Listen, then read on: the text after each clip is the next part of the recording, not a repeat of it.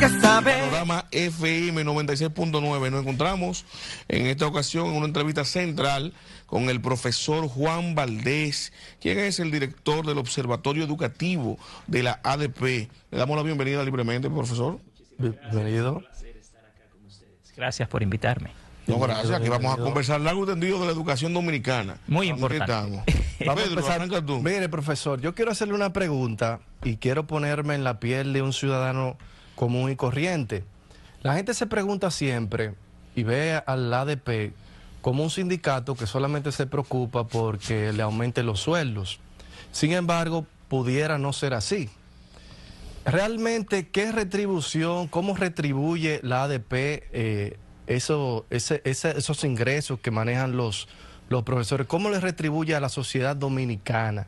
Porque se critica muchísimo que no, que la ADP solamente se menciona y se ve y se presenta cuando quiere un aumento de sueldo o mejores condiciones salariales o laborales. Entonces, pudiera no ser así. ¿Qué opinión a usted le merece ese concepto? Bueno, los hechos te dicen que no es así. Desde el año 2019 en particular, precisamente cuando la ADP era dirigida por el PRM, que hoy está en el gobierno, se creó el Observatorio Educativo de la Asociación Dominicana de Profesores para poder contribuir con la investigación científica, con los hallazgos, con las propuestas para sacar a la educación pública del estancamiento. Hace 5 años que la ADP lo que está reclamando es mejores condiciones para los niños en las escuelas, mejor desarrollo de la educación, mayor calidad educativa, con investigación científica, con hallazgos y con propuestas puntuales. Te voy a poner algo sencillo.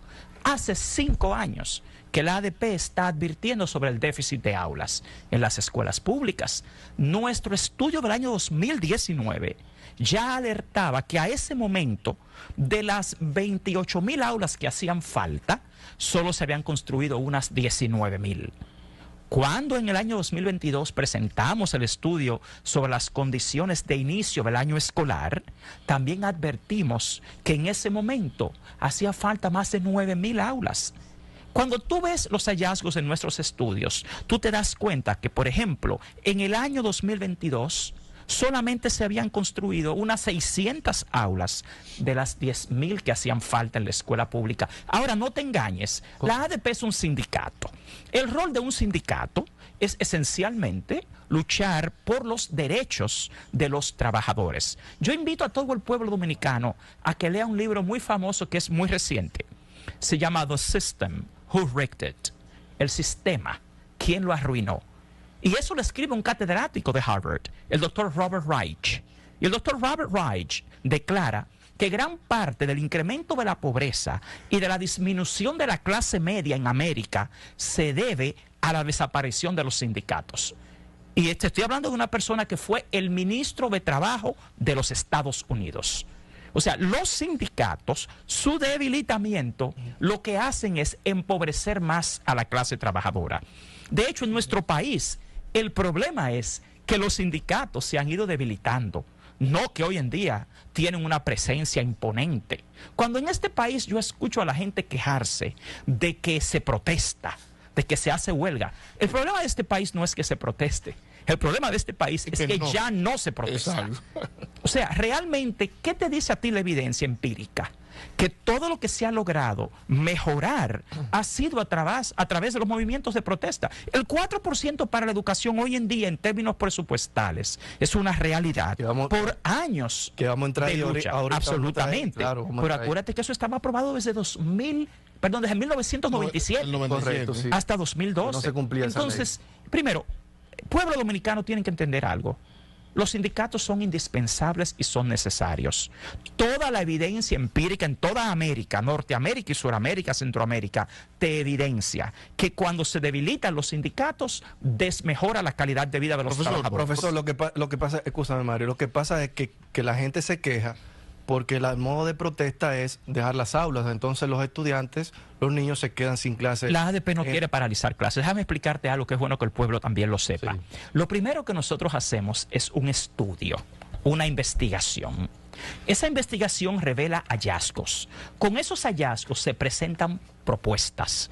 Esas propuestas generaron en este gobierno 2 acuerdos firmados en la presidencia de la República frente al defensor del pueblo, con el ministro, el presidente, el defensor del pueblo, perdóname, el presidente de la ADP. Ahí se acuerdan corregir las deficiencias del sistema. ¿Qué se hace después de esto? Se va a mesas de trabajo. Con esas mesas de trabajo, que son interinstitucionales, se van tratando los temas. Cuando el gremio ve que pasan años, meses, y no se corrige nada, y no se cumple con el compromiso de mejorar la educación, el último paso que toma la ADP es una protesta. Y debo aclararles algo. No todas las protestas paralizan las clases a nivel nacional, que es otra falsedad. Aquí, por ejemplo, te dicen cuando en una seccional, que son ahora más de 170, se para una clase en una escuela por un problema en particular en esa seccional, se asume que es a nivel nacional. Ahora, ¿por qué se protesta? Porque lo más básico de la escuela, que es el agua, que son los libros de texto, que es el mobiliario escolar, que es el personal, que es la infraestructura, en este país no funcionan. O sea, aquí no hay escuelas públicas. No está al nivel que debería, te dice. Lo que pasa es que la educación no es simplemente que debe estar a un nivel X. Mira, yo digo la calidad del servicio, porque por ejemplo, como un profesor en un aula, y yo siempre me he preguntado eso, como un profesor en un aula con 35 o 40 muchachos, ¿verdad? Pueda impartir una docencia eficiente. O sea, yo pienso que ni un científico de la NASA, que usted le ponga a dar ahí matemáticas, aquí tú puedes va a poder explicarle matemáticas a 40 muchachos. Yo dirijo un centro bilingüe internacional y yo soy acreditador internacional de sistemas educativos y he acreditado algunos de los centros más modernos de América Latina, en Centroamérica y Suramérica. Y yo te puedo decir que en las condiciones en que operan las escuelas públicas dominicanas es imposible lograr los objetivos de aprendizaje a los que aspira este país, porque el aprendizaje es un constructo holístico, ecosistémico e integral. Hay una multiplicidad de factores que son los que determinan si un niño puede o no aprender. Sí, pero que ustedes ahí la ADP y los maestros, los profesores, yo digo, que les ha faltado, al parecer, ¿no?, el apoyo de la ciudadanía, quizá porque no lo entienden. Como usted explica ahorita, que cuando se hace una protesta, por ejemplo, en una seccional, que no se paraliza a nivel nacional, pero que en esa seccional sí, y los maestros dicen, los profesores dicen, bueno, vamos a paralizar en esta seccional, ¿por qué? Dicen los profesores, como no se ha cumplido nada con el pacto educacional, y aquí no hay agua, no hay tiza, no hay pizarra o pupitre, tenemos que paralizar la docencia para que no hagan caso. Pero entonces, en ese punto, profesor, ¿por qué no se integra la sociedad? ¿Por qué la sociedad no sale a apoyarlos en la protesta de esa seccional? Ustedes recuerdan a Chomsky, a Noam Chomsky, claro. Hay un libro muy bonito de él que se llama Ilusiones Necesarias. Y su escrito de los 10 aspectos de manipulación y control mental de la población. Sí, y les recomiendo a toda la ciudadanía que vea el filme mexicano La Dictadura Perfecta, para que entienda cómo los medios de comunicación, desgraciadamente, a veces desinforman y manipulan. Porque mira, cuando los padres van a las escuelas, ellos saben que sus hijos no tienen buenas condiciones, que no tienen un buen desayuno, que no tienen un buen almuerzo, que no tienen buenos libros de texto, que las aulas están sobrepobladas. Un aula diseñada por el Manual de Construcciones Escolares para tener 30 niños, le meten 40, 50. Entonces hay un problema tan básico como la ventilación. El aprendizaje en el ser humano comienza a través de los sentidos. El aprendizaje primero es sensorial y luego es racional. El estímulo sensorial es lo que produce realmente la estimulación cognitiva para que se produzca el aprendizaje. En las escuelas públicas dominicanas no hay condiciones conducentes al aprendizaje. Yo digo que son guarderías porque meter a un niño 8 horas ahí, guardarlo, acomodé el lugar como sea, eso no es una escuela. Yo que acredito centros educativos internacionales bajo los estándares básicos de educación, ¿qué debe tener un salón de clases? ¿Qué medio ambiente? Un ser humano que esté con una super sudoración, que esté muy sudado, sí, no va a poder agotar procesos cognitivos que conduzcan ni a la concentración, ni a la atención, ni al aprendizaje. Sí, pero profesor, la población entiende que abandonar el centro de estudio no es la solución. No, es que abandonar el centro de estudio es la última medida. O sea, hasta un niño que no tome clase es un problema. Sí, pero es que aquí, perdóneme, mire lo importante, que me encanta eso que tú has dicho. ¿Y tú crees que lo que se da en escuelas públicas es clase? ¿Qué es una clase? Primero, yo insisto en que tienen que entender las bases del diseño curricular dominicano. ¿Qué se supone que es un proceso de enseñanza-aprendizaje? ¿Y en qué condiciones debe darse ese proceso? Porque es que han acostumbrado al pueblo dominicano a aceptar la escuela como sea. Inclusive, yo le digo a los profesores en mis charlas y entrenamientos, yo les digo, miren, ustedes creen que ustedes son profesores, pero ustedes no son profesores. Ustedes creen que esas son escuelas, pero eso no es una escuela. Ustedes son malabaristas, son magos, son inventores, porque trabajar en una escuela pública dominicana requiere no de un maestro, no, requiere de un superhombre, de una supermujer, sí, porque no hay condiciones que propicien aprendizaje. Profesor, yo quiero hacerle una pregunta puntual. Yo, como ingeniero y también docente universitario, me gusta ir concreto al punto. Nosotros, el sistema educativo, está mejor ahora que en el 2019, lo digo porque el actual gobierno es el gobierno que ha manejado más dinero en toda la historia. Entonces yo entiendo que al manejar más dinero pudo haber invertido más y mejor en la educación, el sistema educativo. Nosotros, y pongo el 2019 porque el 2020 fue el tema de la pandemia y es válido comparar con un año prepandémico. Correcto. Entonces, puntual, permiso. Entonces, ¿estamos mejor nosotros ahora mismo el sistema educativo que en el año 2019? No, profesor? Y quiero simplemente invitar a todo el pueblo a que entre al portal de estadísticas del Ministerio de Educación. Y quisiera que ustedes pongan en pantalla, por ejemplo, las estadísticas donde yo les presento la tasa neta de cobertura y asistencia escolar. Cuando tú comparas el año 2019, el nivel primario tenía una tasa neta de cobertura de 94.9. Hoy tiene 92.5. El nivel secundario tenía una vez 72.1%, hoy tiene 70.6%. Cuando ves la tasa de asistencia a la escuela, en el nivel inicial era 96.2%, hoy es 93.5%. El nivel primario era 97.1%, hoy es 91.8%. El nivel secundario era 87.1%, hoy es 79.1%. Y si tú quieres seguir midiendo, todos los indicadores de eficiencia interna de la educación dominicana están por debajo de lo que era hace 5 años. Si usted quiere ver, ponga en pantalla, por ejemplo, indicadores de eficiencia interna de la educación pública. Esas estadísticas son del Ministerio de Educación, no son de la ADP. Cuando tú ves la tasa de abandono escolar en el año 2019, era inferior a la de ahora. En 2019 el abandono escolar era 2.93, ahora es 5.13. Cuando tú ves la tasa de promoción, en 2019 la promoción era 94.2%, ahora es 89.3%. Si ves la tasa de reprobación escolar, los reprobados, en ese momento hace 5 años era 3.2, ahora es 5.52. Wow. Todos los indicadores de eficiencia interna son inferiores. Ahora, tú hablabas de que tienen mayor dinero, mayor cantidad de dinero. Correcto. Yo quisiera que ustedes pongan en pantalla lo que es la subejecución presupuestaria del Ministerio de Educación. Que lo trate porque más dinero, pero tienen, mira, la gestión del ministro Ángel Hernández ha tenido la mayor subejecución presupuestaria en la historia del 4%. Solo el año pasado se dejó de gastar más de 23.000 millones de pesos. Eso se llama subejecución presupuestaria. En ningún año, en los 10 años del 4%, en los 12 años. Profesor, repita el número, por favor. Más de 23.000 millones de pesos. Dejaron de gastar. Sí, de subejecución presupuestaria. Pero eso es un contraste con las condiciones de miseria en las que operan las escuelas públicas. Eso no tiene sentido. Eso es un problema de ineficiencia. El mayor problema de la educación... pudieron construir, profesor. O sea, usted atribuye esa falta de inversión de 23.000 millones de pesos, ¿verdad? No pudieron entonces construir más aulas porque pareciera que faltan aulas. Mira, si están mandando no digo yo, porque puede ser una estrategia de Miyagi para enriquecer a los colegios privados. Mira, en el 2020 iniciamos con un déficit de aulas de unas 10.000. Entre 2020 y 2023 solo se construyeron 1.787 aulas. Ahora, de 10.000, Ahora tú tienes unas 2.600 construidas ya.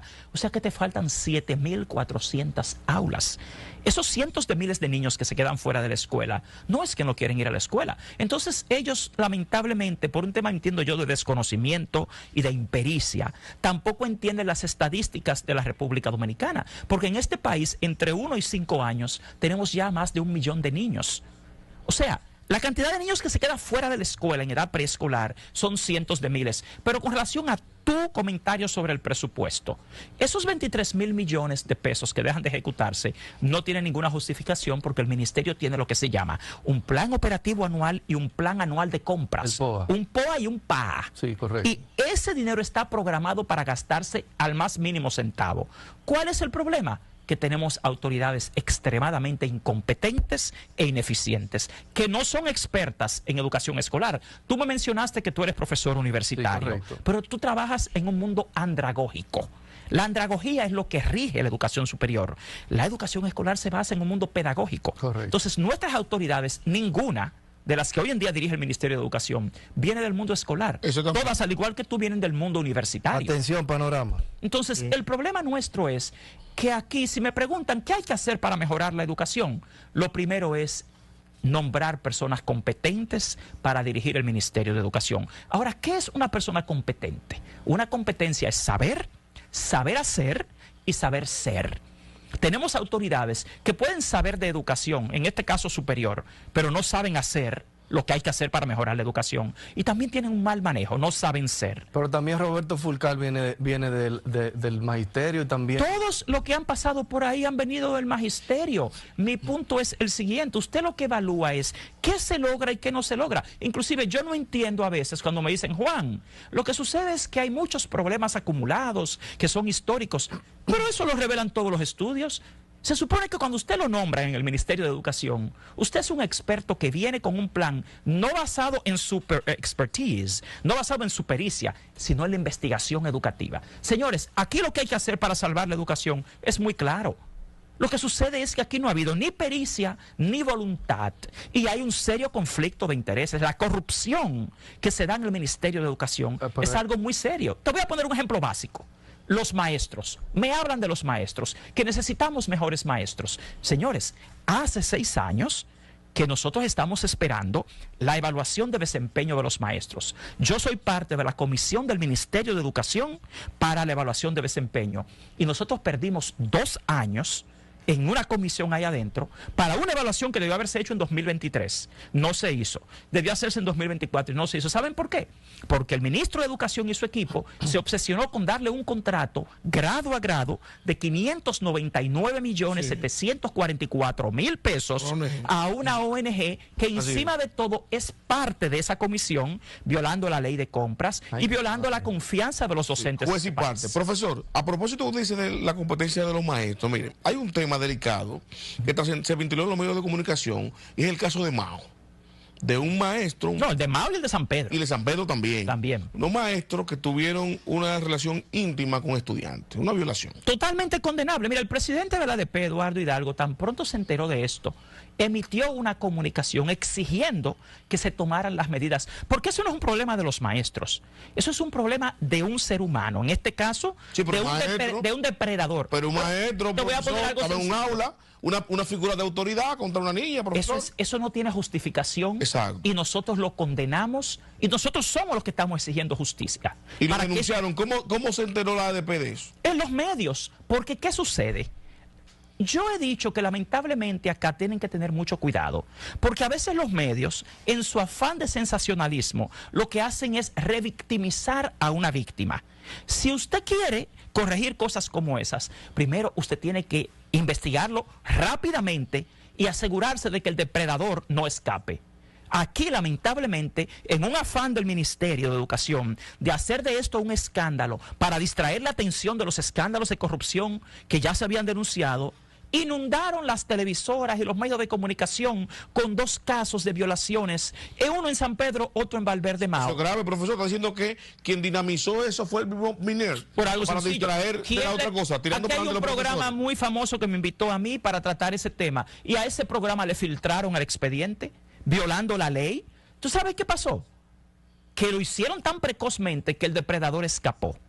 ¿Por qué? Por un muy mal manejo mediático del Ministerio de Educación, usando la desgracia de una niña para querer distraer atención de la población y confundirla. Yo te reitero algo, yo tengo una hija y yo como maestro de 34 años de experiencia y director de centro educativo, condeno, al igual que lo condena la ADP y toda su dirigencia, cosas como esa. Ahora vamos a estar claros, vamos a hablar de violaciones sexuales en este país. Señores, entre enero y agosto aquí se han reportado 5.000 denuncias de violaciones sexuales. Y ustedes sabían que 4.250 de esas las han cometido los padres, los abuelos y los tíos.